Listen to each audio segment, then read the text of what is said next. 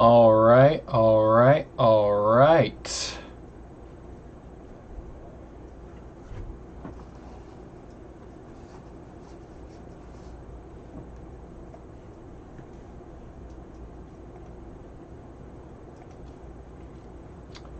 Okay. Hello there, everybody.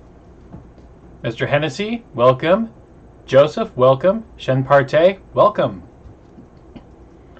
All right, it's been a while since I've live streamed on YouTube. Unless you've caught me on my sporadic streaming on Twitch, I haven't really done this in a while. But I think I've learned a little bit from the Twitch stuff. Greetings, Undead Brett. All right, fantastic. How's everybody doing today? Everybody having a good week? Did everyone have a good Labor Day? For those of you Americans, you know, or I prefer to call Labor Day Communist Appeasement Day, but you know, that's just me. Let's see. All right, Discord's up.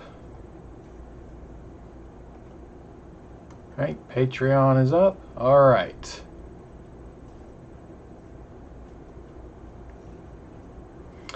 Okay, so what we're going to be doing tonight is first I'm going to do a little bit of Q&A to start it off, you know, start off easy, and then I think I'm going to move into some video editing for the next video to come out on this channel. So I'll start with the questions that have a few that have accumulated over the last few minutes, and yeah, if you have questions, go ahead, leave them in the chat. All right, Joseph Thati. Hi, Casual Historian. I really like your videos. I think one really interesting topic would be to look at the history of the conquest of the Americas and Native American genocide. Well, yeah. Whether or not it should be considered a genocide is a topic that is up for debate.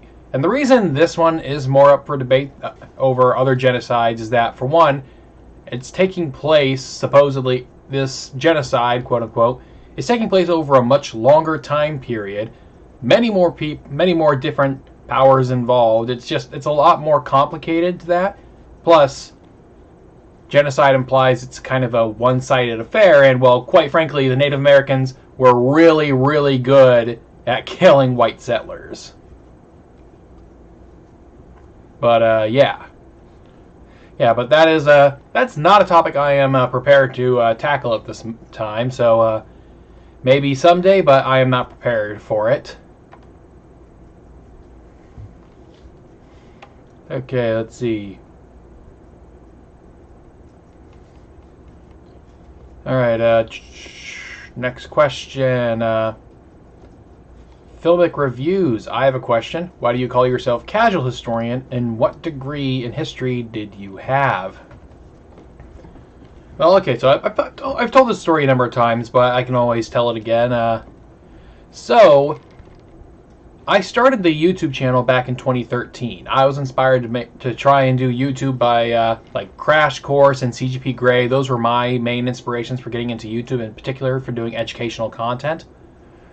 But the first couple of years were kind of all over the place. In fact, despite the fact that those being my main inspirations to get in, my earlier content was far more like a less refined, wheezy waiter. But most of those videos are all unlisted at this time, and I have no intention of making them public anytime soon. But and back then, the YouTube channel was just named after myself, and it was called Grant Hurst.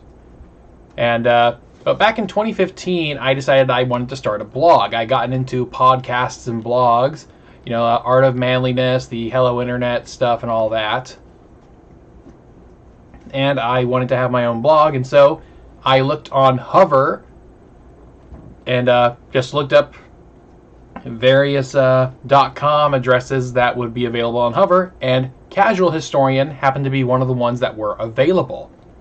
Well, that sounded catchy and like it would make for a good blog title, so I bought, you know, casualhistorian.com, started up a blog, and then in 2018 I decided to merge the blog with my YouTube channel, and thus renaming the YouTube channel Casual Historian.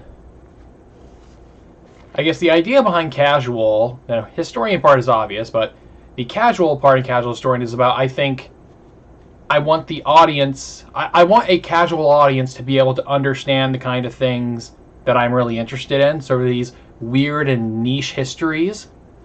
And so that's why I called it casual historian. And as to what degree in history I have a bachelor's degree in just, well, straight up history. That is my degree. All right. Undead Brett, the beard is looking strong. Thank you. I have to resist the urge to try and shave it every day because it is hot here in California. Oh, Devin Canada. You're at work but able to sit down? Well, good for you, Devin. Glad to see you here. Doge Dove Bolbonbon. When will you continue the Jewish history series? Well, I have a script written up for it. In fact, it's been written for a while. I was initially intending to continue the series earlier this year, but I just kind of got tired of doing that subject in that time period. So I decided to put it aside and wait till later in this year. So basically the series is going to continue probably in late November. I'll have the next installment up. Yeah, that's probably when the next installment will come. I'll have the next installment in time for Hanukkah.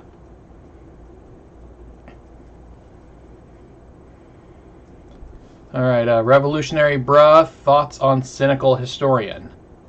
Cypher, well, he's a friend of mine. I don't agree with everything he's been talking about as of late, but that doesn't mean you can't still be friends with a guy. I mean, the idea that you have to agree with someone on everything is just kind of ludicrous to be friends. I mean, like, I have tons of friends who are progressives and lefties, you know. We just, you know, we're able to get along. We're able to either talk about the subject of politics itself, or we're able to get along because we have other hobbies in common. So, yee. Sam Patton, how much longer do you think Biden has as president? He's going to serve out at least this term, I think. Unless something unforeseen happens, he's going to serve out the term. Like, I remember back when, like, earlier this year, people were talking about, you know, what kind of presidency will Biden be? Of course, you know, he had people within the Biden administration trying to tell him, don't worry, Mr. President, you're going to be like the new FDR or the new LBJ. At this point, I think Biden would be willing to settle for the next Bill Clinton, which is significantly less impactful. But unfortunately, depending on how things go, like events beyond his control go, he might end up being like the next Carter rather than the next Clinton, LBJ, or FDR. Despite the fact that he would really want to be one of those other three. So, yee. Alright. Lich Queen Becky, would you classify Christopher Columbus's actions against the Arawak people he came in contact with as genocidal? I don't know enough about it to make a firm judgment on it. That's definitely what people want to say about him now, but then again, I'm not sure if people at the time would have thought about it because the concept of genocide hadn't been around. But I know there were people complaining about his actions at the time, so it's not like his actions at the time were considered universally fine. Shen Parte, are you going to do a video on the Armenian genocide to round out the major genocide trilogy? Or Japan and Nanking? Well, I am thinking about doing one about Armenian genocide denial. It's going to take a little more research because I have to look at more. Because like the problem with, like, unlike say Holocaust denial or Holodomor denial, for which there is English language stuff, there's not much in terms of English language materials about Armenian genocide denial. You know, like most of that stuff, because like Armenian genocide denial, unlike these other kinds, which are kind of spread out around the world, Armenian genocide denial is mostly confined to just the country of Turkey itself. And although there are other, you know, governments around the world, in order to sort of, you know, not anger Turkey, choose to not recognize the Armenian genocide as such, it's still not going to change. Like, it's still not the same as denying it, you know? And so that's the issue I think we're going to have with that. All right. So yeah, so I am going to do something on Armenian genocide denial, but when I do, it's not going to be till next year. I'm like, at the moment, I am tentatively planning for something on it in April of next year. It's sometime in April. I can't remember the top of my head that like the Remembrance Day for the Armenian genocide usually happens, and so I'm going to try to time it for that. So that way, it's, you know, lots of stuff coinciding with it.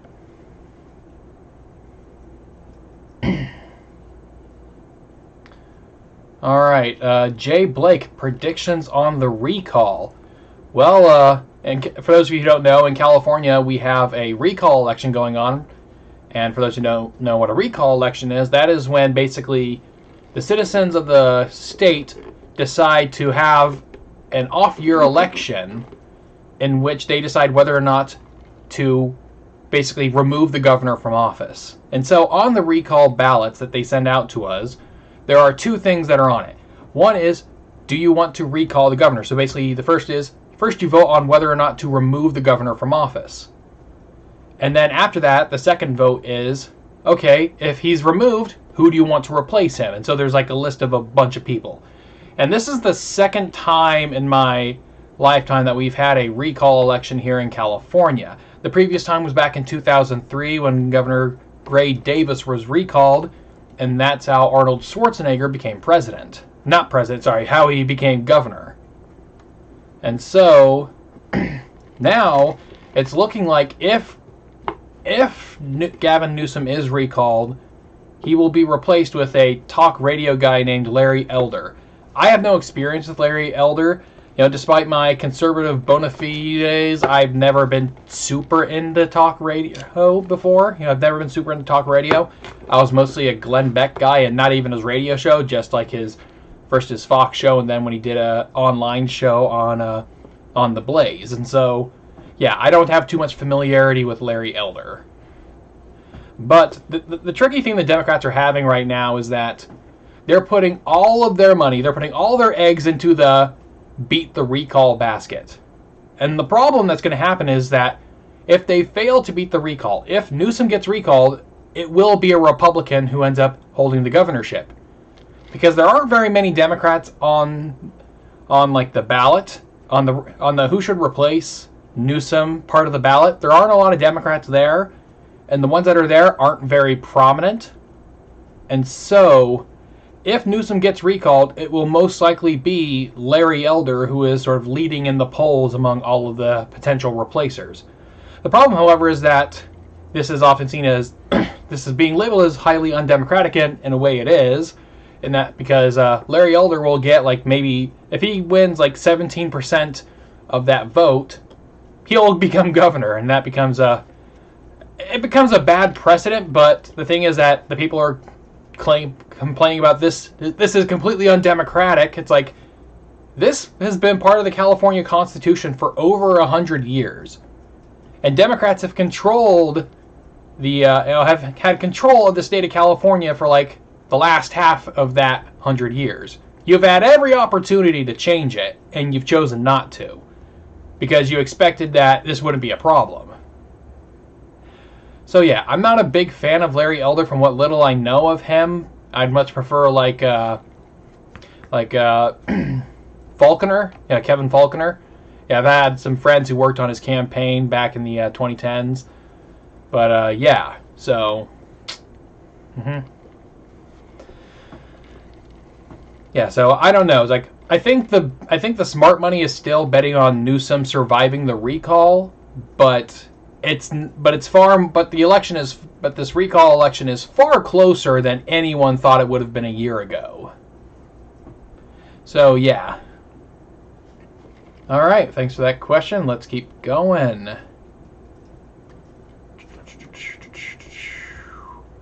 All right. Ross Hennessy, to continue with the Vietnam-Afghanistan comparisons, Do you think we'll see a Vietnam Syndrome 2.0 within Western politics, being averse to at least major military adventures? That's going to depend on what happens in the next few years.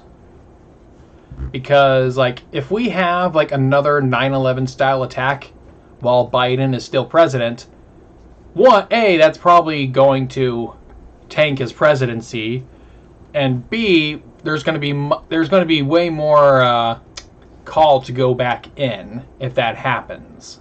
It's like because like the reason the Vietnam Syndrome was able to happen is simply because Vietnam is far away and we didn't have any other immediate interests in the region.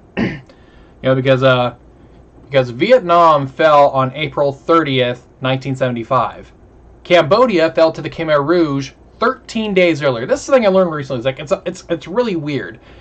So on April 17th, the Khmer Rouge, this communist group in Cambodia, the one that brought Pol Pot to power, took over Cambodia less than 2 weeks before the fall of Saigon. And then by the end of 1975, the Kingdom of Laos fell to communist rebels. And so this all happened really quickly. And so by the end of 1975, the United States basically had no presence in Southeast Asia anymore. And so they had nothing else to be threatened by. And the difference between, of course, the Vietnamese and the Afghans and other radical Islamists is that the Afghans aren't trying to wage a war of terrorism on American soil. Radical Islamists have done that. And so, so that's far more likely. We're far more to see something like that happen. So let's see. Oh, wow, a lot more. Okay, let me see. Where? Leave off. Alright. Devin, what is your thoughts on historians who do not have degrees? Well, the thing is, for most of history, historians didn't have degrees. It's like the idea of a history degree wasn't a thing until the 19th century. So, it's like what matters more is the quality of their work. And oftentimes we look at degrees as a shorthand for what we think their work is like or what their quality is. But a non-degreed historian can be good, but they're going to have to do the legwork. Because there are lots of journalists that don't have history degrees. There are lots of historians who don't. Like David McCullough. David McCullough, who wrote the John Adams biography, the 1776 book, and a bunch of others. He's a journalist by training rather than a historian. But he's still considered a pretty good historian. And so that's something to keep in mind.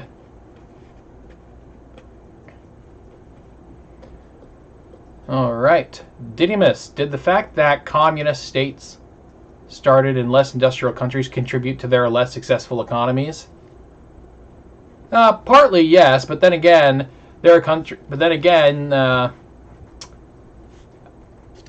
I don't think that was the real impediment to their success. I think being communist was a bigger impediment to the success of communist countries than not being industrialized, because every capitalist country was at one point not industrialized.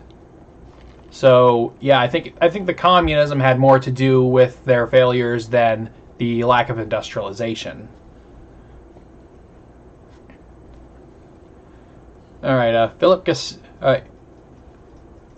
Garcia. Recently, I saw the vid about Samaritans. Speaking of another minority, how much do you know about the modern Assyrians and their genetics to old Assyrians?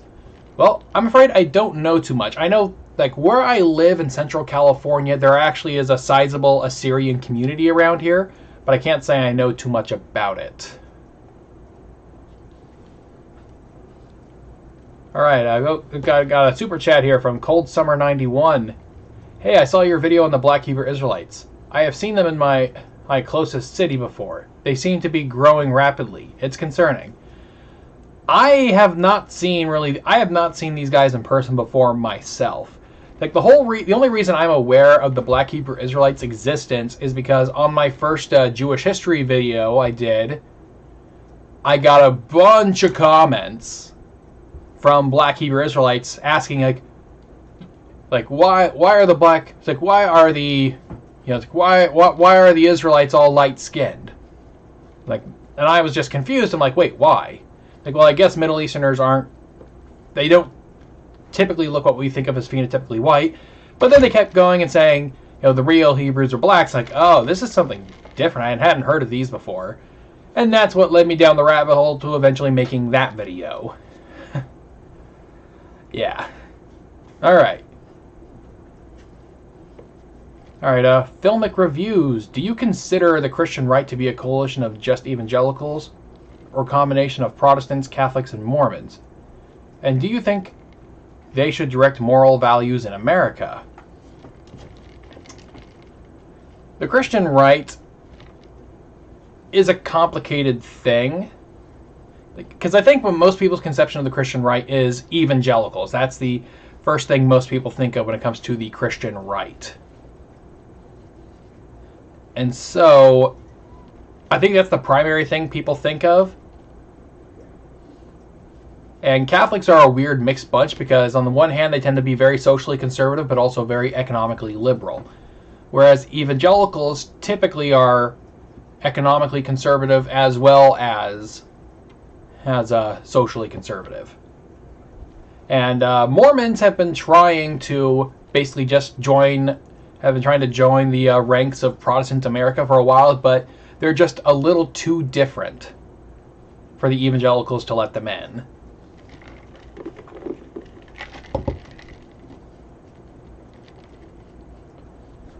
Alright, Revolutionary Bruh. Thoughts on Grover Cleveland? Part of me wants to say that he was the last good Democratic president, but that's a little too mean. But yeah, he was the last Democratic president who wasn't. He was the last Democratic president to not have a shit foreign policy. Like, this is something, if you take a lot of foreign policy courses in college, you'll find that, especially from like older professors, you realize that for a long time there was this sort of prejudice against Democratic presidents among foreign policy experts, because Democrats tended to have really bad foreign policies. You know, it started with the reputation started with the Truman administration and how he let China fall to the communists, and then quickly after, you know, like South Korea almost fell and whatnot. And so that was sort of a prejudice that the foreign affairs community had with Democratic presidents for a long time. Yeah, that's something like a foreign affairs teacher I had back, oh gosh, like almost a decade ago told me, or told the class. Yeah, so alright, Shen Partey, what is your take on the Book of Mormon? Not the musical, but the book itself. It's bad history, or legends as some people would call it. It's bad history. It's obviously, you know, it's entirely made up. That's the thing. Like, the difference between, like, you know, the Christian Bible and the Book of Mormon is that the Christian Bible talks about places that are real. We can find the places. We have evidence for a lot of these people's existences. The Book of Mormon has literally none of it. Yeah, it's like literally none. Like, it talks about horses on a continent that didn't have horses. Let's see. Oh, looks like we got another super chat from Cold Summer. Also, I forgot to mention good content. Have you done a video about Mormon history? I'd like to know more about how that started. I have a video I wanted to do on the Book of Mormon for a while. I have another video I wanted to do on, like, Mormon denominations that I've been wanting to do for some time. I've just kind of been putting it off, especially this year, because this year I've been doing a lot of 20th century history and a lot of economic history type stuff. So I want to cover that, and I do have a bunch of notes, but unfortunately earlier this year, Knowing Better put out his own video about the Mormons earlier this year, and that kind of took a lot of the wind out of my sails. And I've been working on the Mormon video since like early 2020. So yeah, a lot of wind was taken out of my sails with that. I'll do one eventually, but I'm gonna probably wait a bit. Let's see. But yeah, back to your question, Shen Partey. Yeah, it's bad history. It's bad. It's basically just fiction. Yeah, it's fiction. It's entirely fiction. Undead Brett. I'd say Christopher Columbus rep as a genocidal monster is totally fair. I mean, just read what Bartholomew de las Casas had to say about him. It speaks volumes. And that's the kind of stuff I was talking about. You know, it's like, yes, it's not like Columbus's actions were uncriticized in his own time. Mm-hmm. So yeah, Shen Partey, are there other gubernatorial recalls in the U.S. like in California, or is it just a California thing? I don't know at the top of my head if there are other states that have recalls. I think there are, but California is probably like the most frequent user of them, but I have to check. Let me see here. Let me Google that. States with recalls. States with recall elections. Alright, see, Ballotpedia, what do you have to tell me?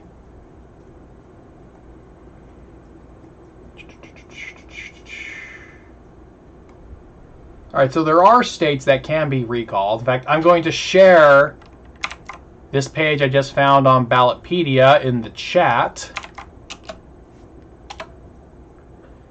This gives a list of states that have recalls. See, so it looks like California, Nevada, New Mexico, North Dakota, Wisconsin, and Colorado all have recall elections.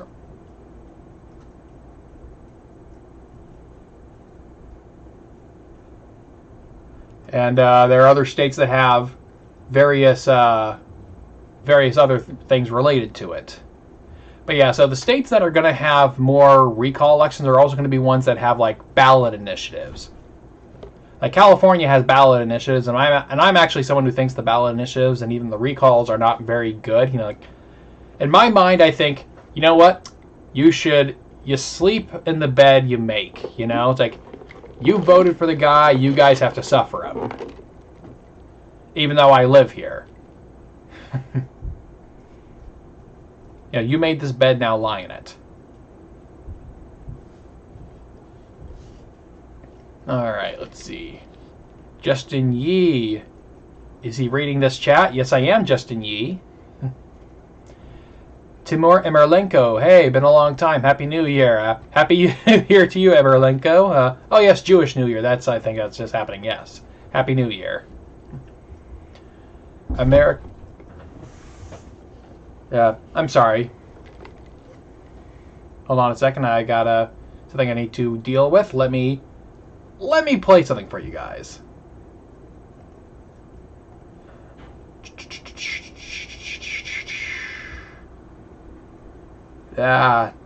Actually, don't think I can pull that up at the moment. Or wait a minute, maybe no.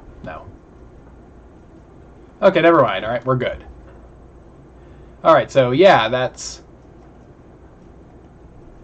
Okay, back to things. So, America First mapping. I'm a Republican, but I think this guy named Meet Kevin, who is running as a Dem, should win, so he could actually win.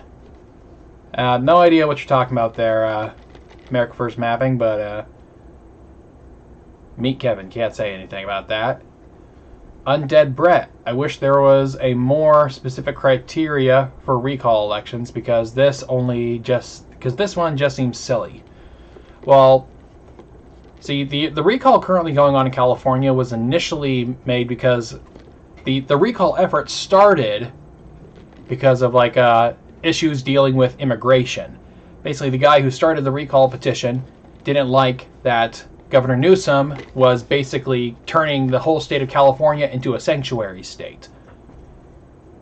And so that's what it started. And that's where if you hear a lot of people saying, oh, this is all about xenophobia, that's because it originated with this complaint about his him handling of illegal immigration. But once the French Laundry incident, for those who don't know, back during the lockdowns in California in the pandemic, Governor Newsom was caught at a very fancy restaurant meeting with lobbyists, you know, who are planning to give him money to do stuff, and they were not following any kind of the lockdown and COVID protocols. You know, they weren't socially distanced. You know, they were inside, they weren't socially distancing, and they weren't wearing masks, and they were above, you know, like capacity, and so that's what really shot it into high gear.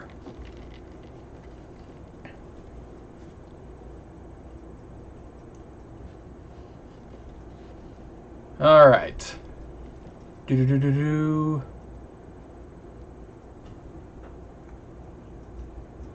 Alright, a Clorox bleach. The Mormons have recently tried to hijack Mayan cultural heritage to legitimize their biblical origin story. Hilarious to say at least. I've heard a bit of that. Yeah, there's yeah, I saw a couple of documentaries about that, like Mormon-made documentaries about their archaeology going on, and I think there's some on Amazon Prime if you look.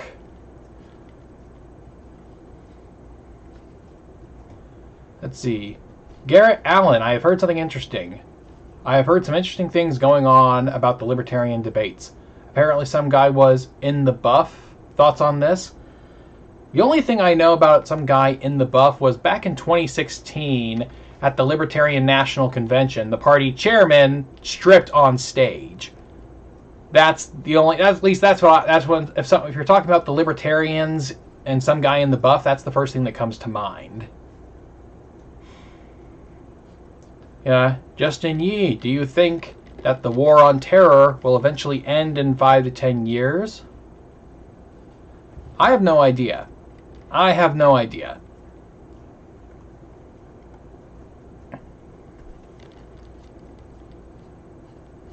Let's see, Ryan Jones. It is rare that I, as an anarchist, find conservatives whose opinions are well formed and formed. Bravo to you, sir. Well, thank you, Ryan.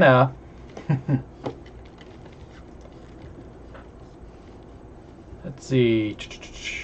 Hate, love, nothing. Greetings. What are some examples of differing or contrasting political views in the ancient world? Are you like talking about political views from the ancient world or political views about the ancient world? Because those are two different things. Shen Partey, in your opinion, which had the bigger impact on American pop culture? I.e. movies and songs, the Vietnam War, or the Afghanistan War? I think movies and music have a greater long-term impact. Now, like, even though like Vietnam and Afghanistan have influenced pop culture, the pop culture stuff outlives them, outlives the war itself. You know, it's like here's something you should realize, that the song Fortunate Son has been around longer. Like the time, yeah, it's like Fortunate Son, we still hear that song played. We still hear a bunch of Vietnam War songs played, but outside of their Vietnam context. And the same will be with the Iraq War, with the Iraq and Afghanistan wars, I think.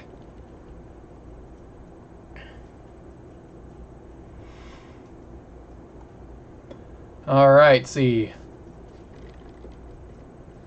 Yeah, so Justin Yee, is the war on terror going to make fascism politically good, as there seems to have been a lot of anti-refugees and anti-immigration sentiment in political parties in Germany, the US, the UK, and France?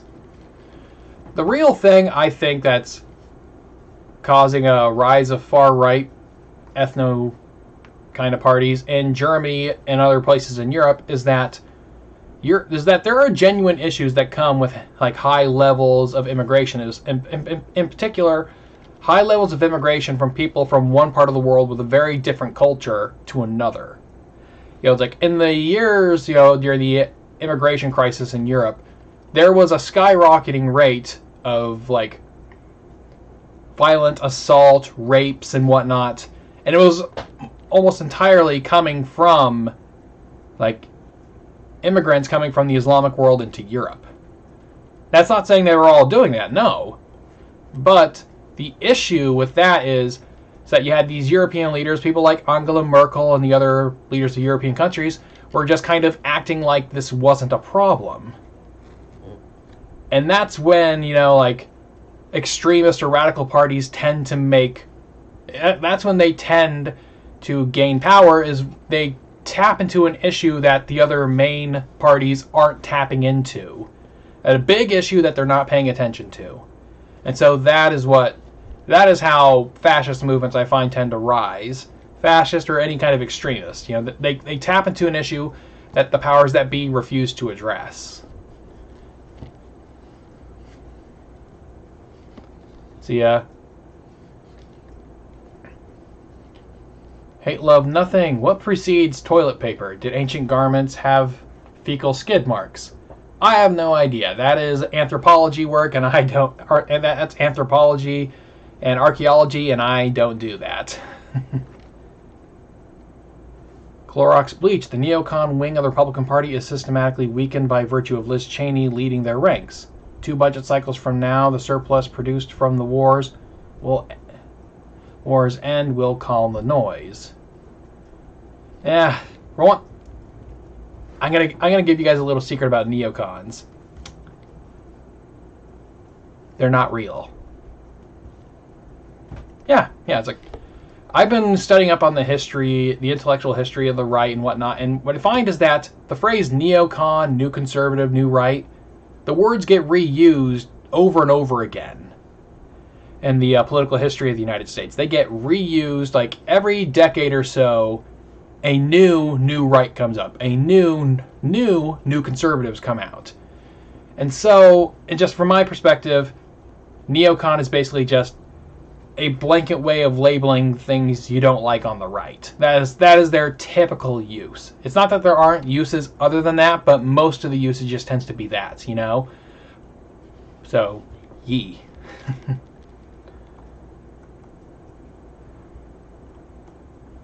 All right.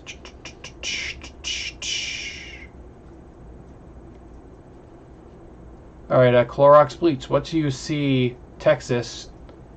What year do you see Texas shifting blue? I think its political colonization should be complete by 2032. I don't necessarily see that happening. I don't see Texas actually going blue. Not anytime soon. Yeah. I don't see it going blue anytime soon. I could see potentially California going purple. Now here's what I mean by that. As California's business climate gets worse and worse, and there's more and more poor people in California, and California tries to solve its problems with more taxes and more regulation, you're going to see business owners, especially from like Silicon Valley, decide that they're going to move to a place that's more business friendly, like Texas.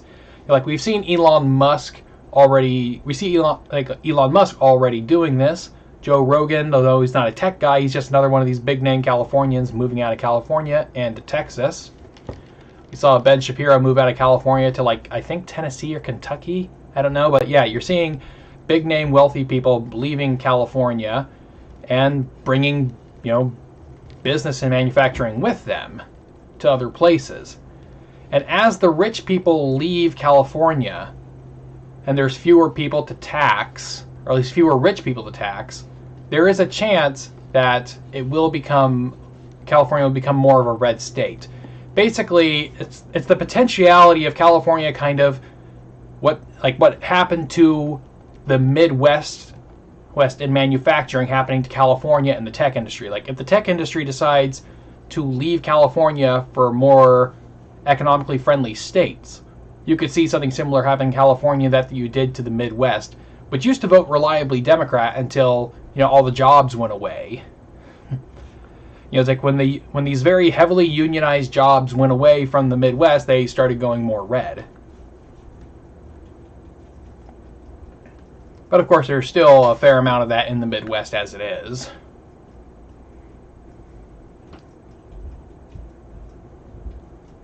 Alright, Christian Vibrecht, welcome to the chat. Just tuned in, I have noticed that more people are discussing why China is much more developed than India. Any idea why India only recently embraced capitalism? Well, immediately after India gained independence, they decided to, join the non-aligned movement, But a lot of the non-aligned movement really was just socialism, but without the Soviet Union. And like, oh gosh, there's this video out there. In fact, let me look it up. Another history creator made it, called I think "Why Is India So Poor?" Yes, there it is. Link address. I'm going to share this in the chat. It's a good video worth watching. Came out about 3 weeks ago from History Scope. Why is India so poor? Basically, when he describes why India is so poor, he basically said that India in the Cold War years basically chose the worst parts of socialism and the worst parts of capitalism. It's like it chose the worst of both systems, and that's why India is so poor.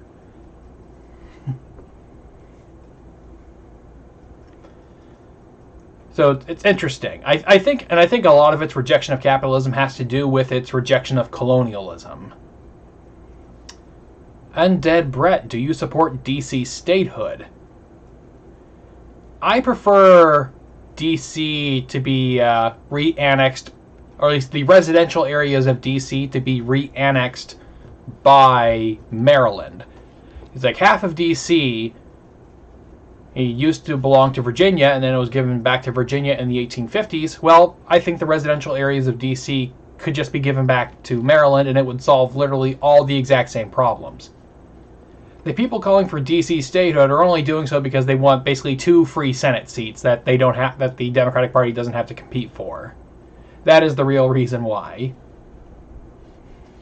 Because this other option, give these areas back to Maryland, would do literally every other thing they want, except give the Democrats like 2 seats in 2 seats in the Senate and 1 seat in Congress they don't have to compete for. So yeah.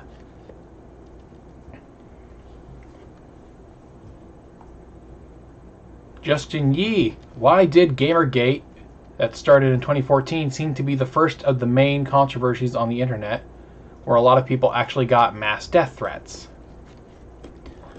I don't know.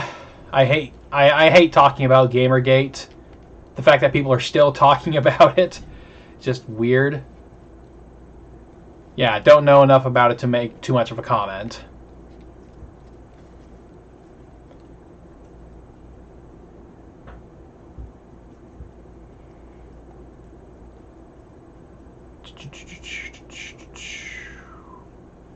All right. So Shen Partey, did you see that recent video from Project Veritas about the teacher being fired? What do you of them in general? I have not seen any recent stuff from Project Veritas. Project Veritas I find to be a mixed bag. Because sometimes they do great work and other times it's just nothing. It was like, and a lot of people are still like to claim that, oh, they lied about the whole Planned Parenthood selling baby parts thing, when that's not actually the case.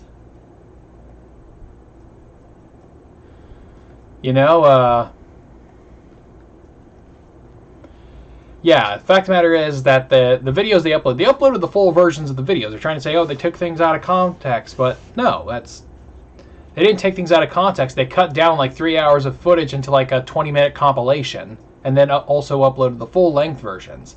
And then people saying, oh, well, they didn't make profits. Planned Parenthood didn't make profits off of selling baby parts. It's like, the problem with that whole story wasn't that they were profiting off of selling baby parts. It's that they were selling baby parts. All right, looks like we got another super chat from Cold Summer. Do you think we will have a war with China? I hope not. That's one of the classic blunders, a land war in Asia.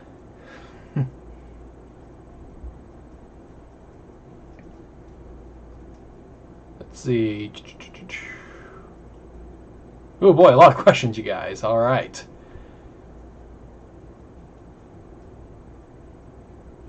All right, let's see. Oh, wow.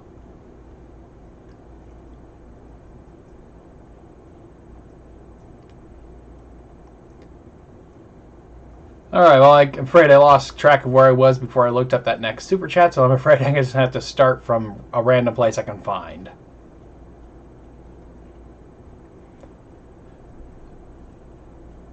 So yeah, Justin Yee, why are ballot initiatives not good?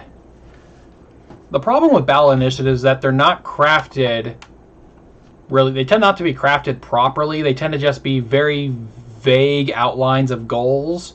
They're either like super vague or extremely specific. And that and they're also too dependent on populism. You know, like, it's not like I dislike everything that has come out of the ballots. You know, Prop 13 is I think an overall good measure, but of course, for every good one, there's also lots of bad ones. It disables the process, and it kind of like, it's a way of legislators avoiding making tough choices. Like, similar to how in the federal government, how Congress doesn't vote on much of any kind of consequence. You know, like the fact that the president can change tariff rates by himself, or for a long time he could just engage in military actions by himself. That's a problem, and they've given away a lot of power, and that's what a lot of ballot initiatives tend to do.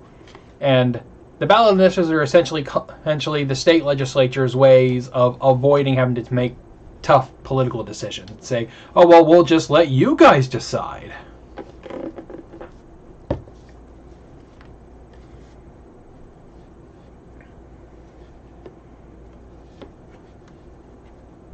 All right. See.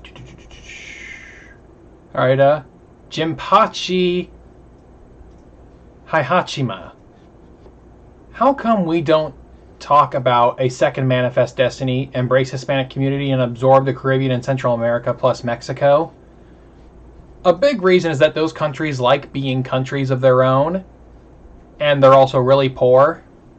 That is something you can't underestimate about, is that they are kind of poor.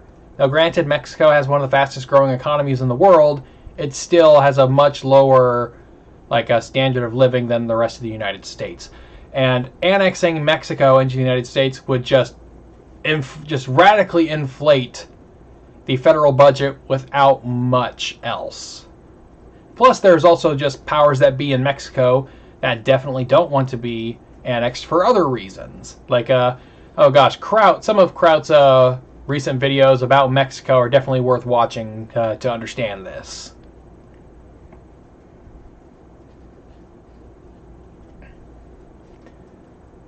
All right.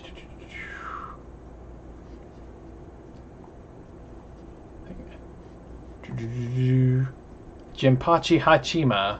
Again, okay? World War III. Why? They would join willingly. I think you might be having a conversation with someone else. I'm not. Okay, something else. Okay, it's part of another conversation. Justin Yee again, okay? How influential was the Arab Spring on the war on terror, if it was? The Arab Spring helped allow for the rise of ISIS. And ISIS was a very big deal in the war on terror, especially in the latter half of the war on terror, depending on when, it supposedly ends.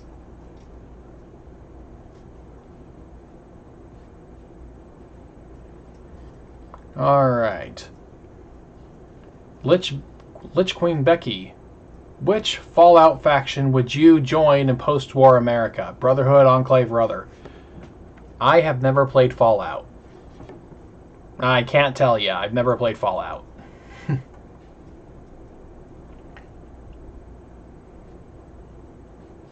Devin, Canada. What is your feelings on early European settlers' views that, like Egypt, Babylon, and Phoenicia had settled the Americas before them, like the views held by Spanish explorer Pedro Sarmiento de Gamboa? Well, this wasn't an uncommon view. In some of the letters between Thomas Jefferson and John Adams, Adams, after both of their presidencies, and they were writing letters to each other, rekindling their friendship, they often talked about this same thing as well. Thomas Jefferson thought that the Native Americans were descended from the Egyptians, and John Adams thought they were descended from the Israelites. And so this whole idea that that all the civilization we see in the New World is actually from some ancient old world civilization, there's a bit of a, I'm not sure if racism is the right word, but it's definitely like the same kind of thing you get from like the Chariot of the Gods thing, like the whole thing that Ancient Aliens is based on, like Chariot of the Gods, that, oh, all these ancient civilizations had help from aliens. This is essentially saying that, oh, all these, big structures and whatnot in the New World were actually built by people from these other famous civilizations that we've heard of, is basically just kind of a more grounded version of that same argument.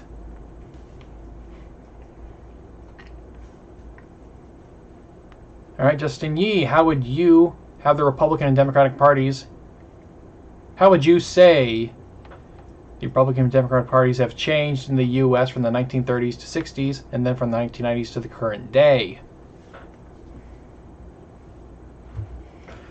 Well, here's the thing. Between the 1930s and the 1960s, and I'd expand that into the 70s and even into the 80s, we saw American politics become more like left-right ideological.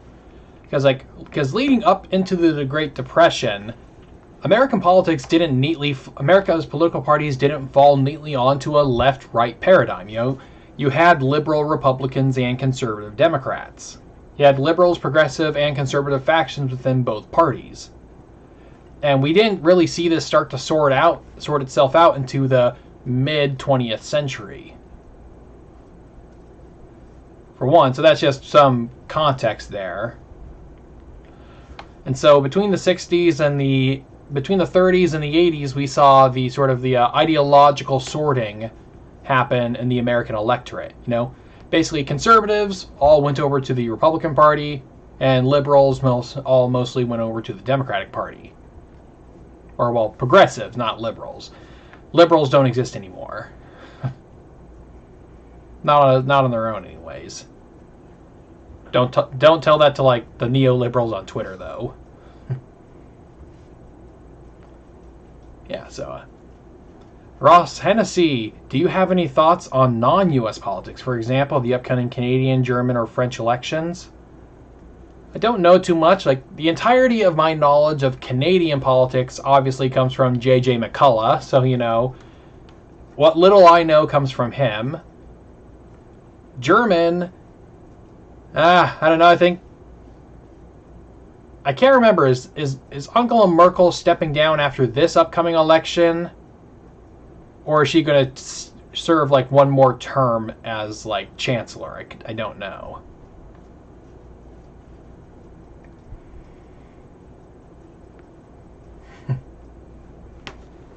Alright, Christian Vibrecht. Any idea why America never seriously punished Pakistan for aiding sheltering the Taliban? The reason for that is because Afghanistan is a landlocked country that we have no other way in except through, well, we only had a couple options. We either had to go through Iran, which likely wasn't going to happen, or we had to go through Pakistan. And since they were our main route into Pakistan, we didn't want to piss them off because otherwise they could completely lock us out of Afghanistan. It's like all those flights we had taking people out of Afghanistan, they had to fly through Pakistan. They had to fly through Pakistan and then to the UAE. And so that's that. So that's basically why they were our only ticket in.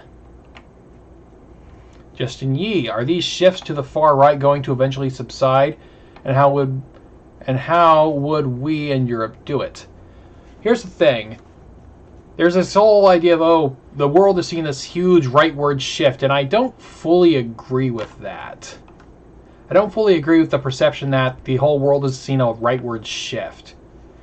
Basically, the problem is that both sides of the political spectrum right now assume that they've been losing forever. completely ignoring that both sides have won a lot of victories. It's just that the right has won on economics and the left has won on social issues.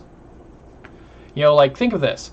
In 1960, you could not show a married, heterosexual white couple sitting in the same bed together. Today, 61, over 60 years later now, a very common joke of sitcoms is for a pair of people who just hooked up. For the comedy, like, basically a common joke is, oh, this pair of young people just hooked up, and one of them accidentally said, "I love you," during or after sex. It's like, how different of a world is that? This is the thing I think most people don't really appreciate. They don't appreciate how quickly and how big things have changed in a relatively short period of time.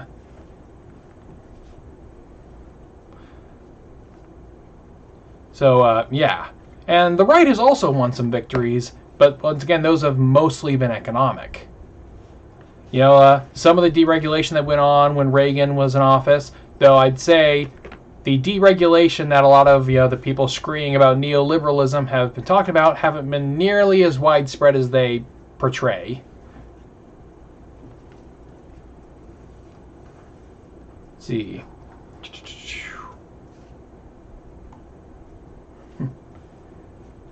Woodchuck00. When is Cypher going to cancel himself for being a prime example of the politically extremist veteran he claims we need to fear?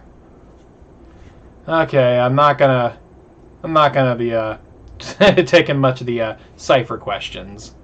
You know, I like to maintain a good rapport with my fellow creators. Sorry about that. Ryan Jones, in your opinion, is history sinusoidal, a never-ending series of peaks and valleys of social economic dynamics? Are you asking if history is cyclical or linear? I'm not entirely sure what you're asking here. A never-ending series of peaks and valleys of social and economic dynamics. So I can mean, what comes up must come down. Yeah, where there's always economic ups and downs. That's just kind of the nature of the market, the business cycle, if that's what you're asking. If not, I'm not entirely sure. Cold Summer 91, do you think Bitcoin and cryptocurrency will be used in the future?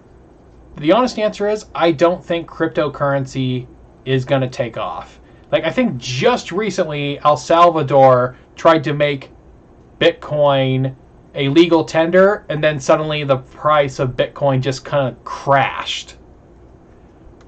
So yeah, it's like, I have high hopes for the technology that backs up Bitcoin, that being the blockchain. I'm optimistic about the use of the technology, but Bitcoin itself, I just don't see Bitcoin or other cryptocurrencies gaining widespread adoption. At least not enough for them to be used as actual currency. Because right now, most cryptos are only used as basically they're treated like stocks.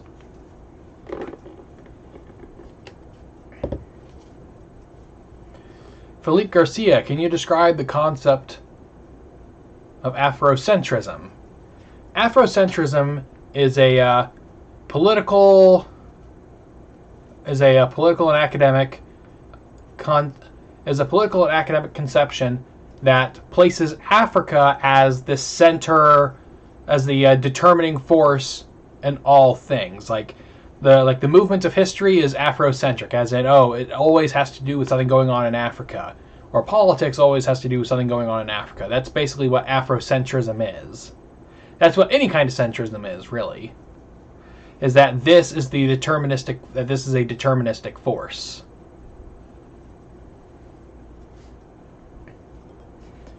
Kaiser Conquer H, will you continue your podcast? Well, if you're talking about the Casual Historian podcast, I don't know.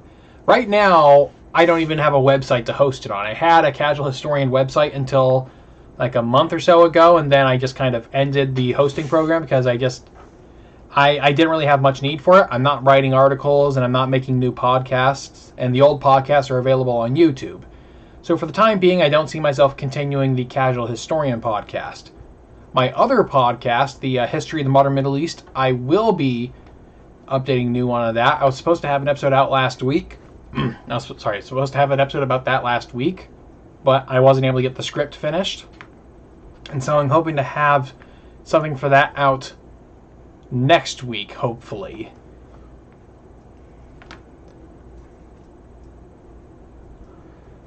Let's see, Undead Brett. Los Angeles is the most liberal city in America, but Orange County is one of the most conservative counties in America. It's that classic rural-urban divide. Yeah, there's a bit of that.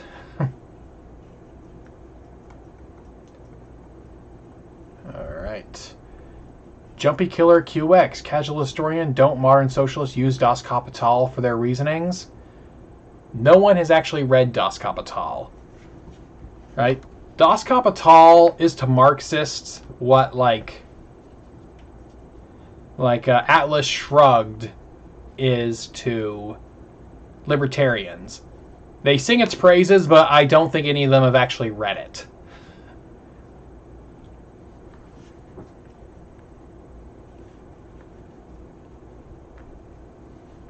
Let's see. Okay, Shen Partey, once again, thanks about your thoughts on Veritas. Oh, you're welcome there. Calvin Perry, thoughts on the Canadian election? They probably shouldn't be having it right now, and it might turn out bad for Trudeau. But then again, everything I'm telling you about the Canadian election right now, you'd be better off getting from J.J. McCullough, because my knowledge of Canadian politics more or less starts and ends with whatever video he's made.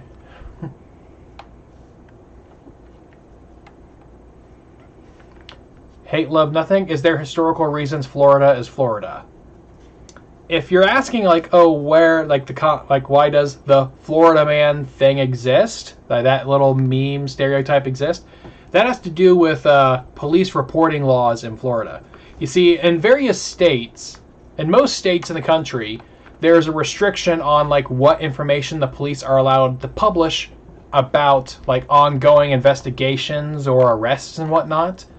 But in Florida, there is no restriction. In fact, not only is there no restriction, I believe in Florida there is also a law that requires the police have to very frequently update their, have to update their records and basically come public with everything, every arrest they've made and the situations around it. And that's why we get all these weird Florida man stories of, oh, Florida man, has a fist fight with a gator or something like that. Well, that's because, they have to release these arrest records right away. Unlike in other states where they don't release them right away, not until, something legal is happening.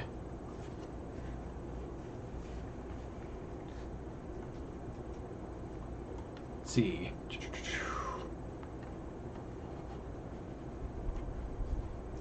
Let's see, hate, love, nothing. Next election, good for independence. I don't think so. There's no such thing as an election that's good for independence.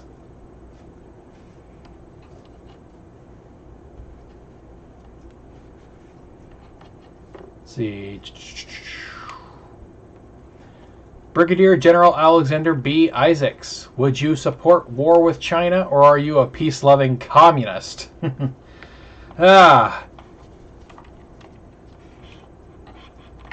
I don't like the idea of killing the most populous country in the world.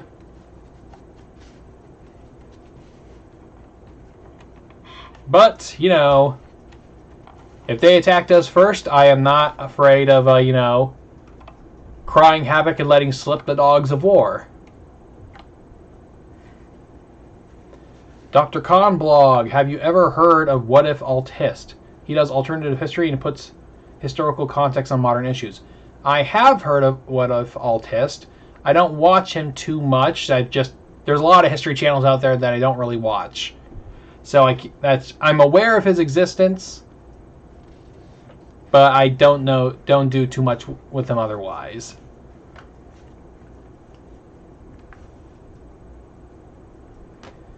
Let's see. Alright. People suggesting I play various Fallout games. Okay, here's the reason why I haven't really played Fallout. Aside from just not being too interested in the genre in general, I'm just not a big fan of like first-person shooters.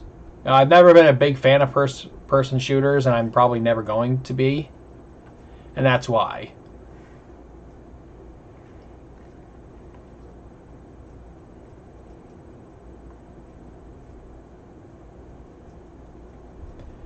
Let's see.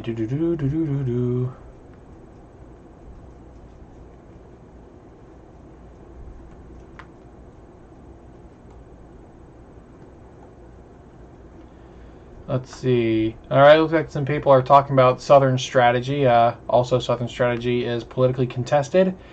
It's historically contested. I think people put more weight into the Southern strategy than there actually was.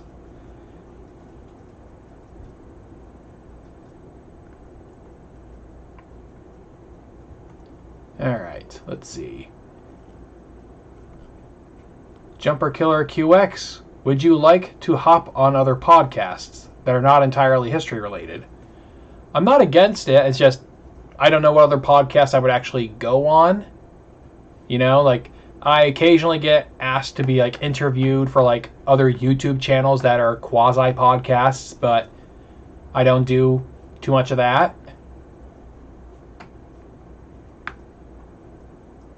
Let's see. Cold Summer, what do you think of the concept of the fourth turning? The fourth turning. I have that book somewhere on my shelves, along with the previous book to it called Generations, and it's an interesting like lens to look at American history. But the problem with a lot of like sort of heavily narrative based frames is that they're kind of like non-falsifiable. And that's one of the problems with it, is that it's a non-falsifiable claim. And it makes sense when you narrow like what you're looking at. But if you look at a lot more stuff than they look at, it starts to fall apart a bit.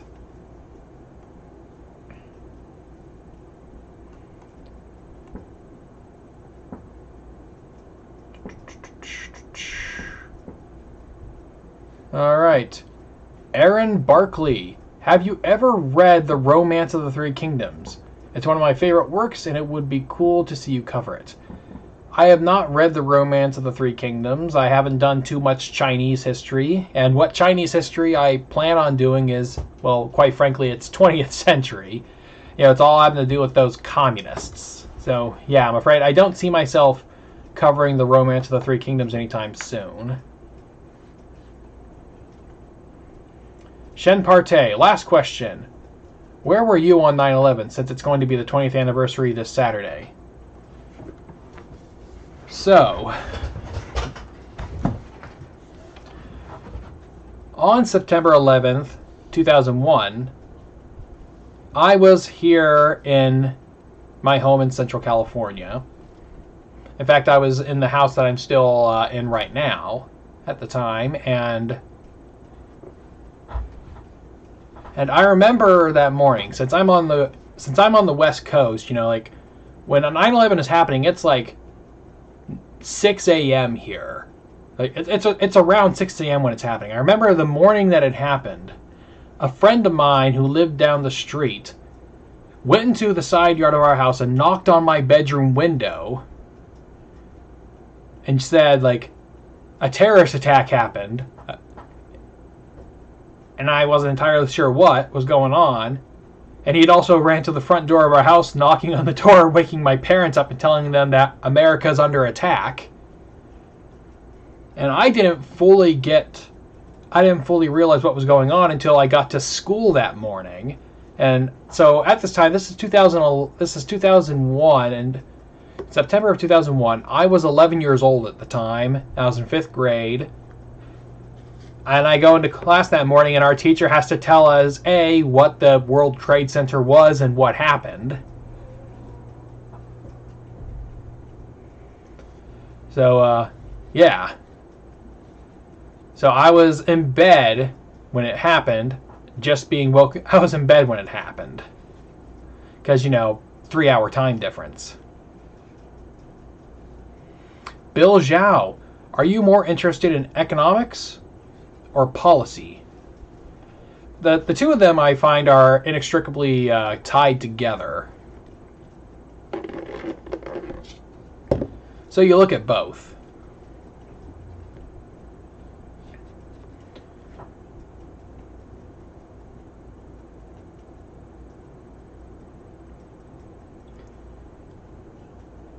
Alright, Justin Yee, is NATO still capable of dealing with Russia if Russia becomes more aggressive? Also, why is Hungary a country that seems to be very undemocratic still in NATO and the EU? It's like, is Hungary in NATO? I don't know that at the top of my head. Let me check.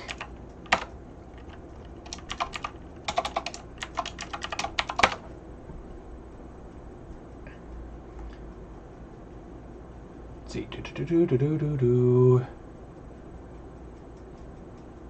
And,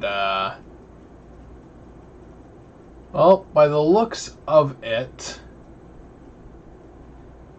Hungary is not, or wait, no, okay, yeah, no. Hungary is a NATO member state. And I've got to double check if it actually is in the EU.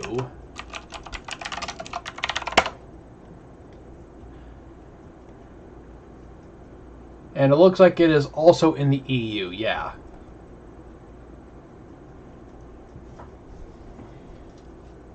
So let's see, is NATO still capable of dealing with Russia? Materially, yes. Russia is a fairly poor country by Western standards. And Putin has just done a really good job of playing a really weak hand. But when in terms of just pure resources, NATO still has the ability, resource-wise. It's just the biggest question with NATO is political willingness rather than material willingness.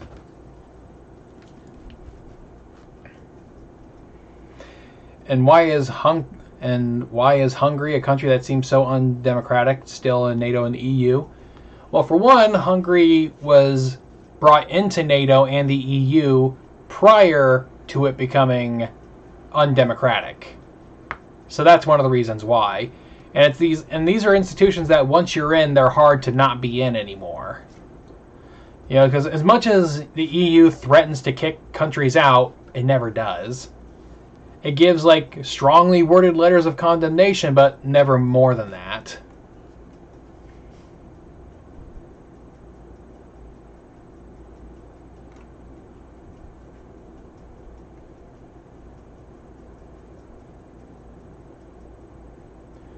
Let's see.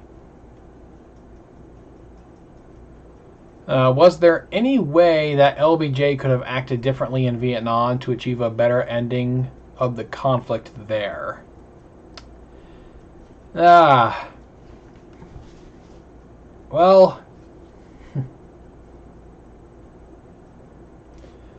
the reason LBJ went so heavy into Vietnam is because he was really trying to sort of overcome this reputation that the Kennedy administration had, which the Kennedy administration had earned this reputation of being soft on communists, allowing, be it the Bay of Pigs thing, the Cuban Missile Crisis, and a number of other things that were going on domestically, like the Polish sausage stuff. It's a weird story there. I might want to make a video about it at some point in the future, but it's, yeah, they had earned kind of a reputation among a portion of the public that I think Johnson thought he needed to win in order to win the election. And so he needed to appease this portion of the population. And the way to do that is to look like he's being hard on communism, even if he thinks it can't be won.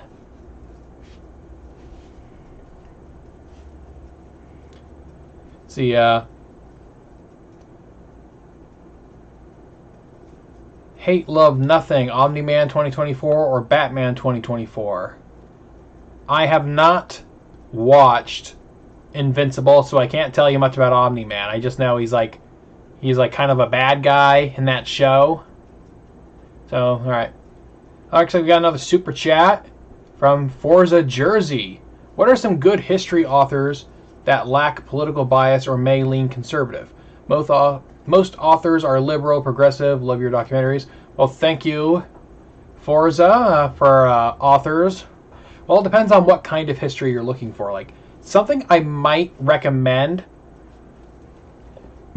is if you want to read like the history of American conservatism, I would highly recommend a book from the author called George P. Nash. Let's see. Let me pull it up on the Internet Archive here. P. Nash. Come on, you can do it, Internet. I believe in you.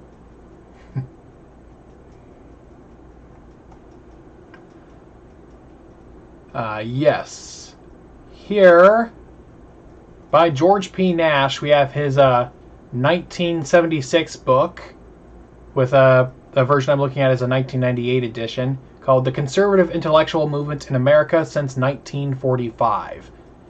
George P. Nash is a conservative historian who is basically a historian of conservatism. And so I'm going to put that book in the chat for anyone who wants to see that. That's a big thing I can recommend. And I've been reading a lot of stuff like that lately. Let's see. Boop-a-doop-a-doo. Sam Patton, would you go on Joe Rogan if invited? Probably not. I wouldn't go on Joe Rogan because I don't want to be forced to like take DMT or get high. Yee.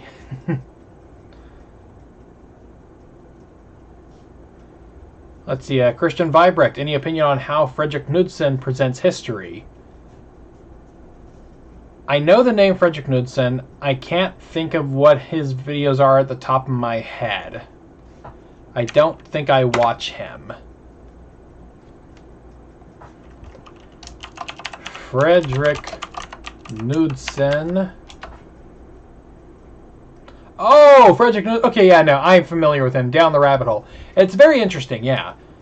I don't watch most of what he puts out because it's so highly, like, it's highly circumstantial about what he puts out, of whether or not I'm going to be interested in it, and plus things just come out so seldom. You know, like I remember, I think I saw his Chris Chan video, however long ago that came out. His video about the history of furries is really good. Furries down the rabbit hole is just mind-boggling. So yeah, he's good stuff, you know, good for weird history kind of stuff, you know. Philippe Garcia, how bad Jimmy Carter sits on your president's list? I don't know. Jimmy Carter's thing where it's like he's kind of screwed by the circumstances he was in. You know, it's like he got put into a really bad situation, and unfortunately some of the things, like, and he was a mix of like had legitimately bad responses to stuff, but also he did some of the right things that unfortunately also lost him the election. Kind of like him appointing Paul Volcker to be the head of the Federal Reserve was the right decision, and Paul Volcker's policies to raise interest rates in order to fight inflation was the right decision to make. Unfortunately, though, unfortunately there was just a period of time where the late 70s and early 80s where you had both high inflation and high interest rates, and that was just a nightmare for everybody. And so that was just kind of a bad time for him. So I don't know. I might do a president's tier list at some point in the future. I might make that. In fact, I think that's what I'm going to do next month for the October live stream. I am going to do a presidential tier list. So yeah, I'll do one of those in next month. That'll be fun, and that way I'll be able to fully think about Jimmy Carter.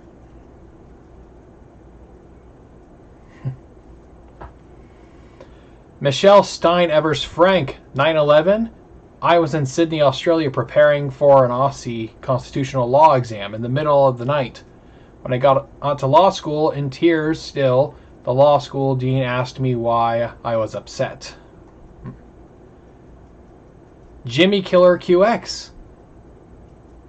Casual historian, you can hop on a live chat called Slap the Yank, and after the discussion or debate, you promote yourself and your channel. I think he has like 350k subs. Well, here's another thing. I don't do debates. Discussions, yes. Debates, no. Debates are kind of dumb, I think. At least I don't think they're effective. They mostly measure who's better prepared, not whose argument is actually correct.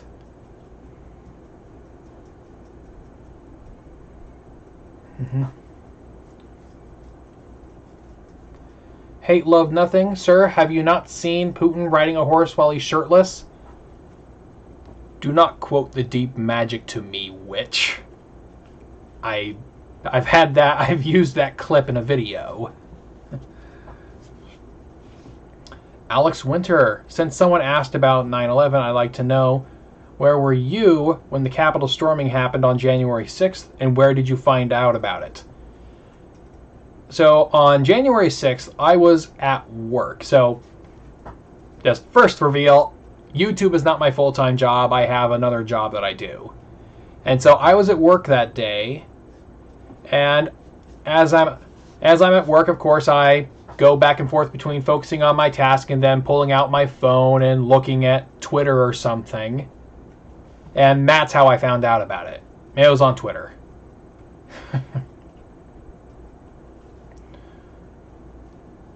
A cold summer. I agree with California becoming a swing state. I also think states in the Northeast, Pennsylvania, New Jersey, and New England could become more red. Yes, I think it's possible that the Northeast could become more red, but that's also going to happen as like the South starts to turn blue again, because you have a lot of people moving into like the big cities in the South. You know, like the film industry is relocating a bunch of stuff to the South, like in Atlanta. You know, it's like there's a big chunk of the film industry is in Atlanta, especially because Georgia has a lot of like subsidies to attract the film industry there. So yeah, I think we could see the South starting to turn blue as more like, you know, settlers, or you could even call them refugees from blue states, move into more economically vibrant red states.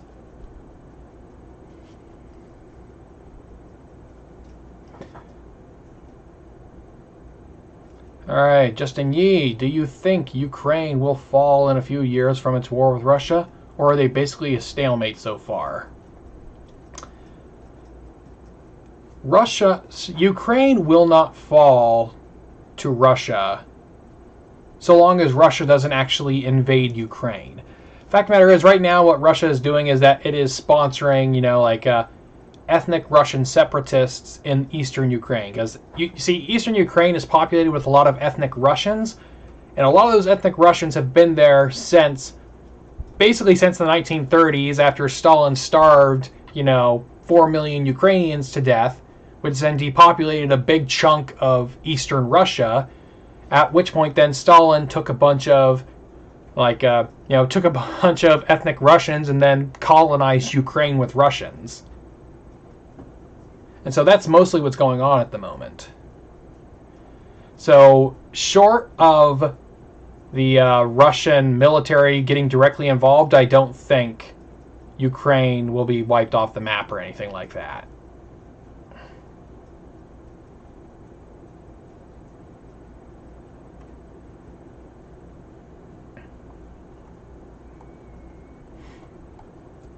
Let's see.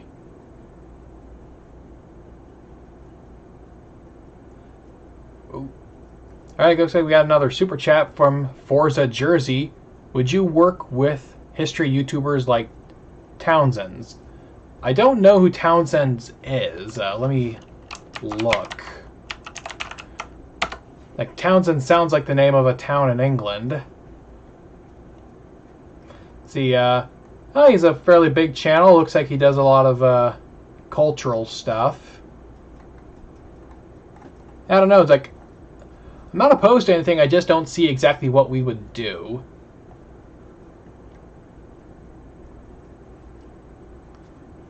Let's see.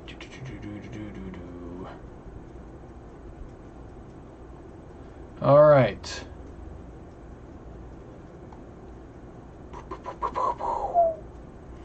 Shen Partey, speaking of Chris Chan, did you see that he got arrested?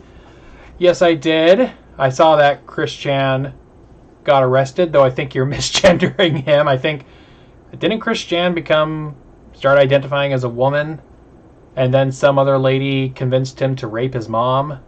I think that's what happened, if I'm remembering correctly. My Christianology, I'm not the biggest Christianologist. I'm just aware that he is a thing that exists. Let's see.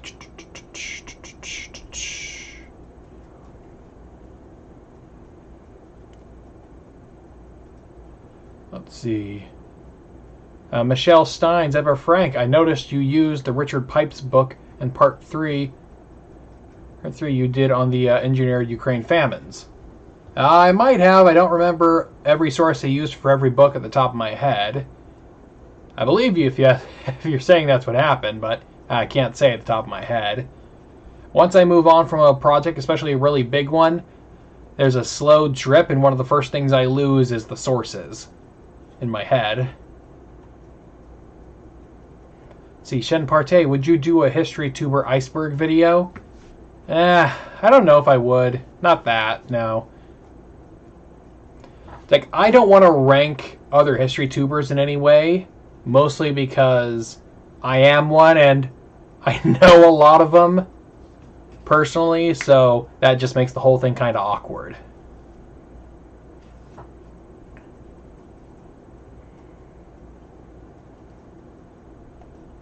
All right, another super chat from Connor Graves. Thank you.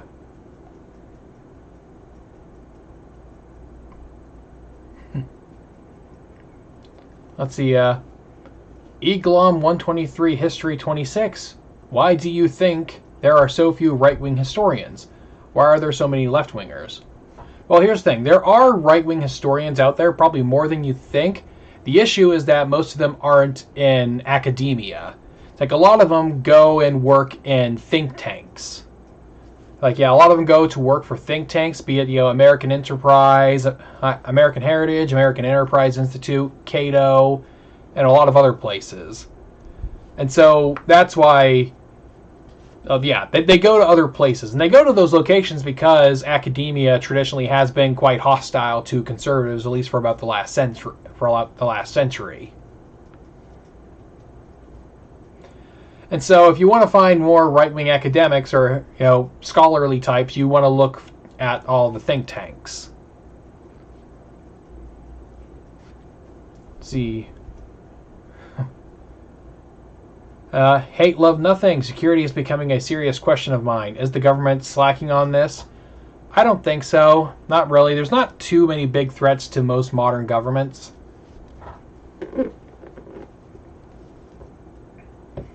At least not in, say, for modern Western countries. They're not under too much threat of, being violently overthrown. Bill Zhao, what government services, national defense, firefighting, welfare, etc., do you think should never be privatized or barred from getting public funding?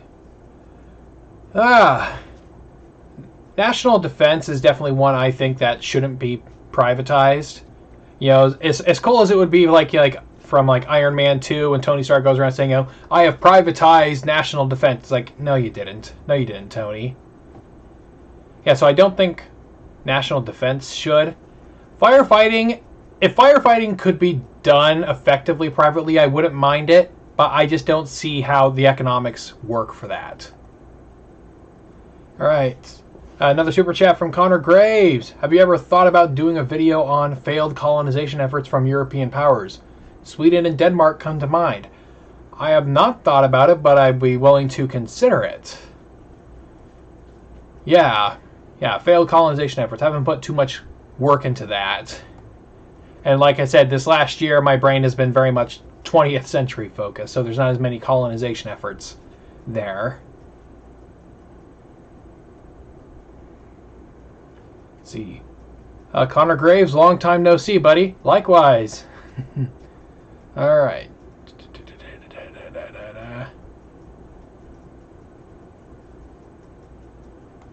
Fantastic. All right.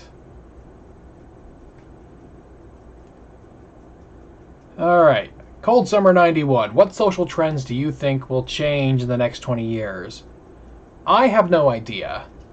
So there is one interesting thing about this that I have in mind. So basically, starting in like the mid 20th century, like sometime in the 1960s, the political left kind of began to basically reject Christianity as a foundation for like morality. So they abandoned Christianity as a foundation for morality. But the problem, however, is that they still wanted a bunch of like the morals that were based on Christianity, but they wanted like a non-Christian version of those morals.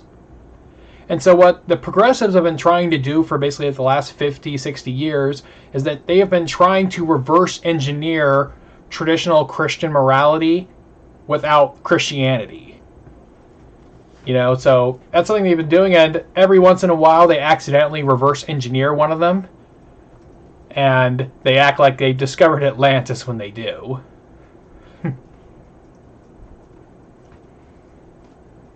So, yeah. So, I don't know entirely what will happen.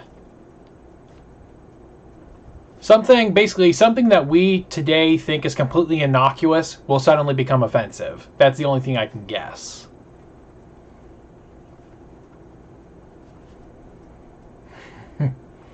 Let's see, Emperor Sieghart. I thought we were talking about the famous English performer and street artist Chris Channing. Nope, that's a different Chris Chan. This one was far more weebish.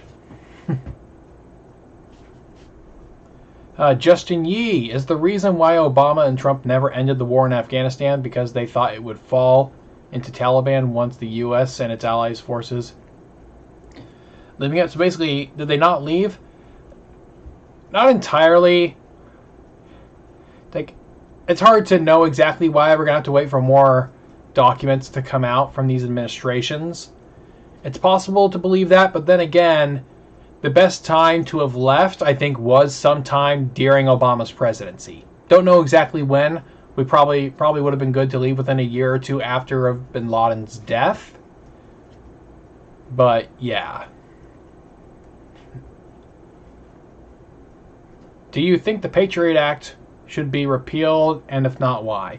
I've been in favor of the Patriot Act being repealed. Like, there's nothing in the Patriot Act that can't be, like, reobtained with, like, with a warrant. That's the thing. There's nothing you can't really get from the Patriot Act there's nothing you can't get. There's nothing in the Patriot Act that the government can find without a warrant. So, if they get a warrant, they can find anything they want.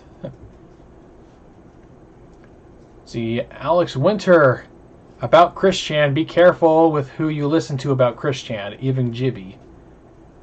And know who the more toxic elements of the Chris Chan CWC community are, and don't interact with them at all. I don't. My limited information about Chris Chan comes through various filtered sources. And as much as I wish Wang would make a video about Chris Chan, I'm kind of glad he didn't. He hasn't.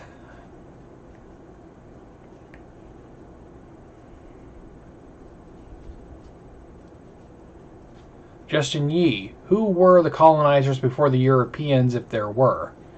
Well, it depends on what you think about what colonization is. Because, like, the Greeks, back in the ancient world, they colonized a lot of places. They colonized a lot of the Mediterranean. So, there's that.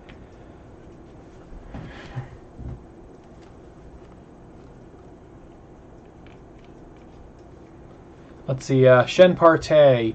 This is a tip for everyone. Don't compare what happened at the Capitol to 9/11, since some people unfortunately did that on Twitter, and it's disgusting. Am I right in saying that I'm wrong about it? I think it is disgusting. They're not the same. but they're both events that are going to stand out, or at least I'd say this: January 6th would stand out like 9/11 if something else follows up with it. It's like basically is January 6th the peak in terms of like political violence from this segment of America, or is this just the beginning? And that's going to be the ultimate determinant of whether or not it gets remembered like 9/11.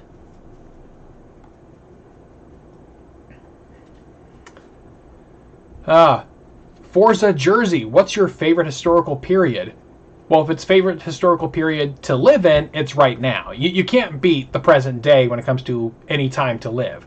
A poor person living in the world today is better off than the richest man 200 years ago.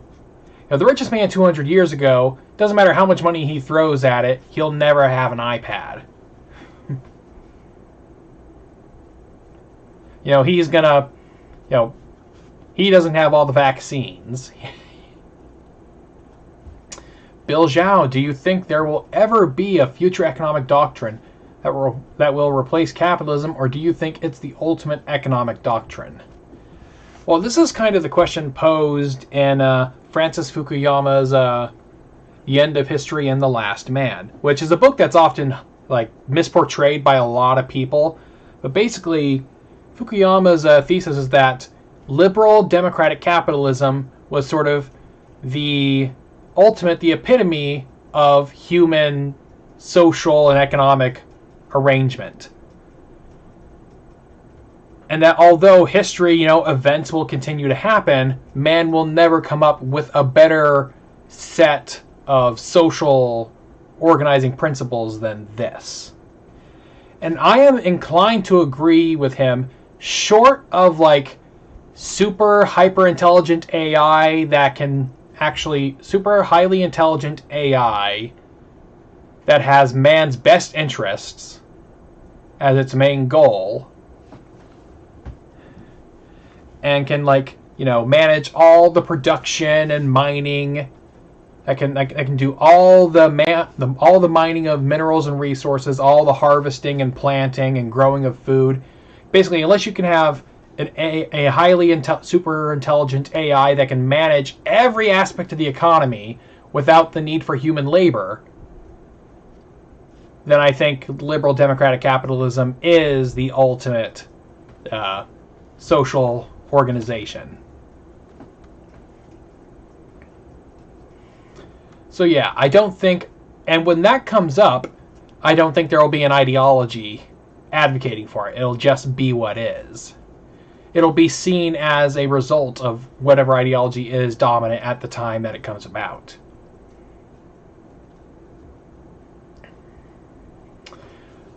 Forza Jersey, what's your opinion of Thomas E. Woods as a historian? He's a known conservative libertarian.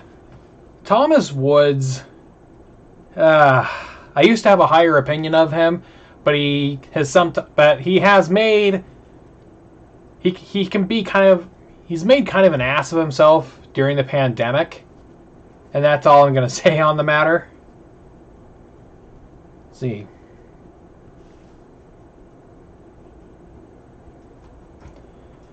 Justin Yee, I think January 6th personally isn't the worst of what can happen. I don't know. I don't know if worse will happen. I mean, like Trump's, magic deadline of, I'll be reinstated as president in August hasn't resulted in any kind of violence. So I have no idea.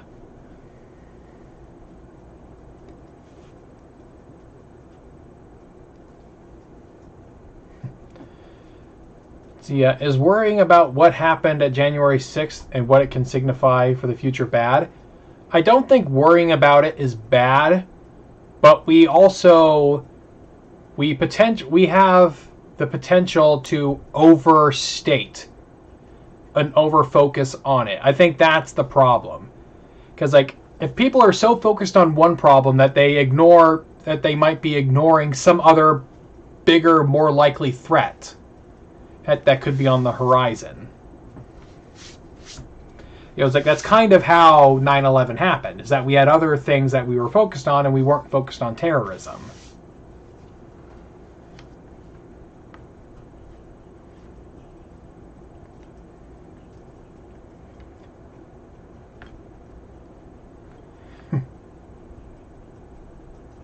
See, Shen Partey, sorry for misgendering of Christian, but on a side note, what do you think is the worst period in history to live in?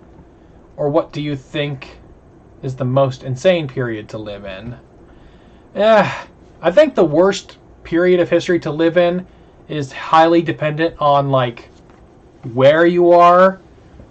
But I think the worst is probably the earliest of mankind, like sometime in pre-agricultural, either pre-agricultural revolution or early agricultural revolution.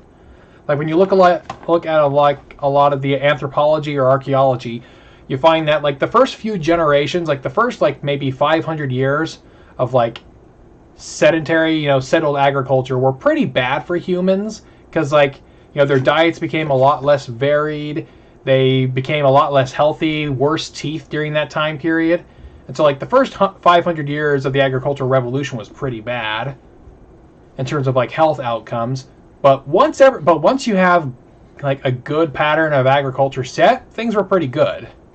So I'd say either pre-agricultural revolution or like early agricultural revolution are the worst times to live.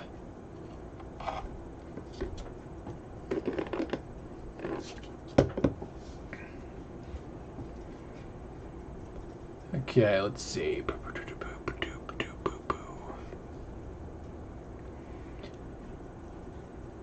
Let's see. Alex Winter, what do you think is best to do when January 6th anniversary comes? Hopefully nothing. Hopefully we don't have to do anything when January 6th anniversary comes. Hopefully it's something that we're just cautious of. And if nothing else ever happens related to it, it'll just be a footnote. Alright, Shen Partey. True last question. Do you think Twitter has ruined discourse or is just a catalyst for an ever-growing political divide? I think Twitter... the means of Twitter have ruined discourse, but then again, discourse is very capable on other platforms that don't have like limited character counts. Like there's no character count on Facebook. But the debates can be pretty bad there too. So I don't think the platform is the problem. I really think when it comes to modern discourse, the problem is that it's just the fact that you're not engaging in discourse with somebody you see physically in front of you, which is a constant reminder that they are a person. If they are a person with thoughts and feelings just like you. And that's the biggest thing, is that we forget that there's real people behind these profiles.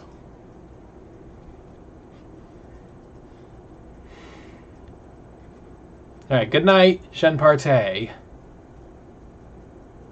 Devon, Canada. I heard there was a more violent attack on the Capitol by leftists that had 11 police wounded before January 6th. Is this true?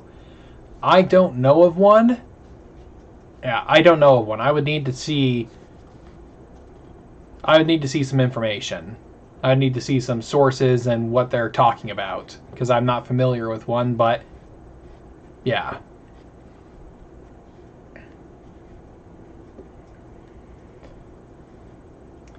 Brigadier General, would you support McCarthyism were implemented today? No. Just simply a no. Have you ever heard of the Western tradition? It's a 1989 Western Civ TV lecture series with Eugene Weber. It's a great gallop through Western history, and it's on YouTube unofficially. I highly recommend it. I might check it out at some point. I can't say... The name sounds familiar, but I couldn't tell you anything else about it.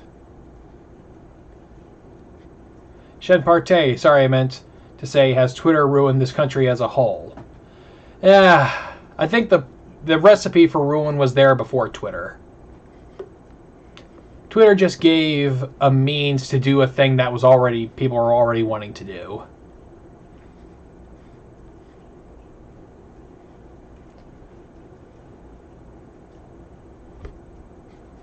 See, Alex Winter, when I asked that, I'm assuming that's about the January 6th thing. Should we reflect on it and mourn what happened or not? I don't know what we should do on January 6th, because it's not the same scale as 9/11, but it wasn't nothing either. So I don't know what to do about that. I don't know what to do on that anniversary.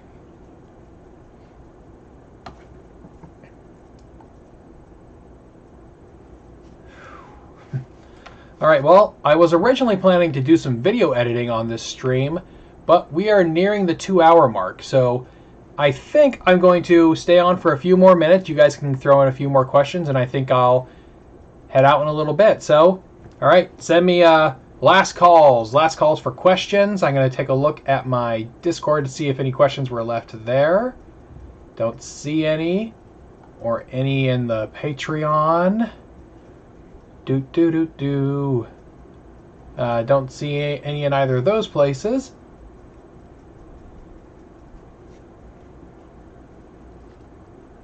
Alright, Emperor Sieghart. The last incident of violence at the Capitol before January 6th was the 1998 Capitol shooting, where a man suffering from paranoid schizophrenia shot and killed 2 Capitol police officers. Alright. Is Western civilization good? From Devon, Canada. I'm inclined to say yes, but it depends on what you mean by Western civilization. Do you mean it the way a normal person means it, as in, the culture of, deriving from, Roman, Roman politics, Greek philosophy, and Abrahamic religion, a Judeo-Christian moral foundation that has influenced the historical land of Europe and North America? If that's what you're saying by Western civilization, I say yes. If, however, you're using Western civilization as like code for white people, I would say not in the way you're probably meaning it, if that's what you mean. But I'm guessing you probably mean the former and not the latter. Joseph Thate, will you ever do a video on the bubonic plague? I don't know. Maybe. I see myself doing videos that talk about it a little bit in context of other things, but I don't see myself doing just a video on the bubonic plague. Not at this time, anyways. Justin Yee, before the Enlightenment, what was the ideologies that made up the left and the right? Before the Enlightenment, there was no left and right. Basically all politics before the Reformation were dynastic politics. Basically, what family was going to be in charge? And the families who got in charge didn't really rule too differently. It was more a question of competence versus incompetence. It wasn't a question of, oh, this dynastic family wants to open trade with the Italian states, but this other dynastic family wants to close off trade from all other countries. That's not what. There wasn't political ideology before. Or at least politics was entirely dynastic.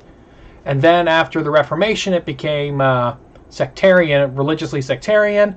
And you don't see political ideology come about until, the 18th century. And so before the Enlightenment, there was no really left and right. That's the only way.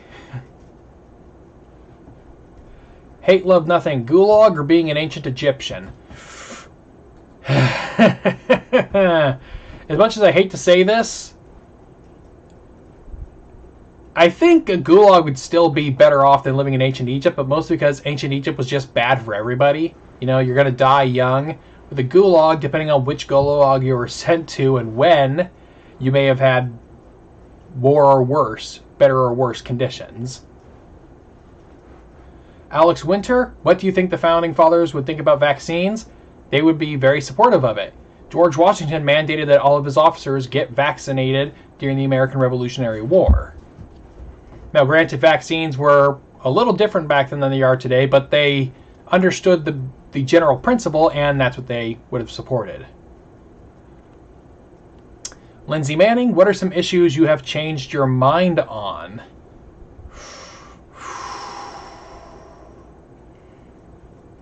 I don't know if I've changed my mind on too many issues as much as I've changed my reasoning. And I wish I could give more at the top of my head, but that's a deep question I have to think more about. Brigadier General, why is Persia not included in discussions about Western civilization? Because typically it's not part of Western civilization. A lot of people like to think that, it holds a lot of similarities with modern Western that we think of with modern Western civilization. But the issue, I think, has more to do with its like history of like divine kingship. It's like where the king is like a literal agent is like God or something. That's also why we don't really have Egypt as part of it either, even though there were cultural influences. Could you... Hate, love, nothing. Could you talk about the Batavian Empire? Probably not. Zia. Justin Yi, will there ever be a decade of high stability and high happiness? If there is one, we'll later find out that it actually wasn't.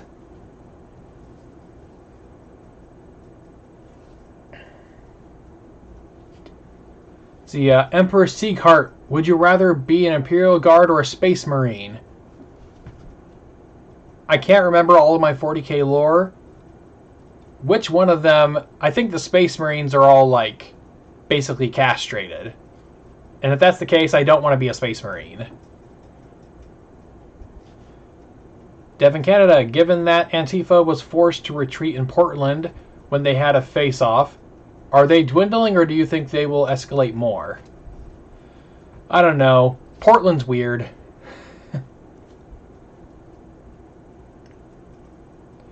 Justin Yee, also, why couldn't we solve climate 2 decades ago? Climate change, I don't think there's anything we could have done 2 decades ago that would have made much of a difference, to be honest. Climate is something that happens over a long period of time, and even if we're affecting it, we could shut down the entire economy now and we wouldn't see a difference. We could have shut down the entire economy back then and it would still be about the same as it is now.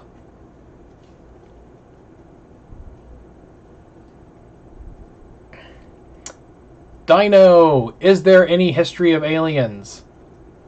None that I believe. This might be a dumb question, but were there any Greek pagans in the medieval period? I don't think so. At least none that were... Yeah, I don't think so. Except for maybe Yazidis. But that's a weird story for another video.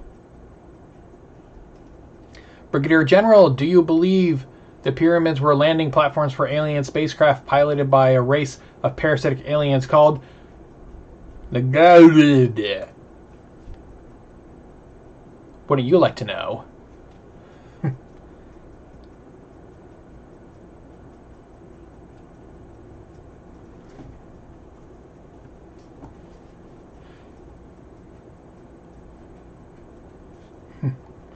Alright.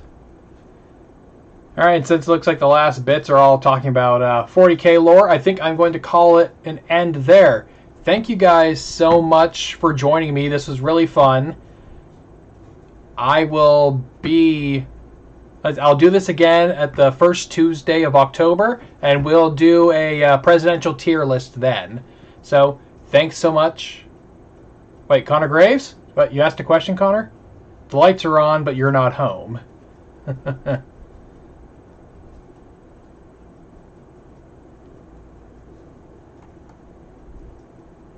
Anyways, thank you all so much for watching, and I will see you next month, if not on like a live stream on Twitch or something. So, see you then. Goodbye.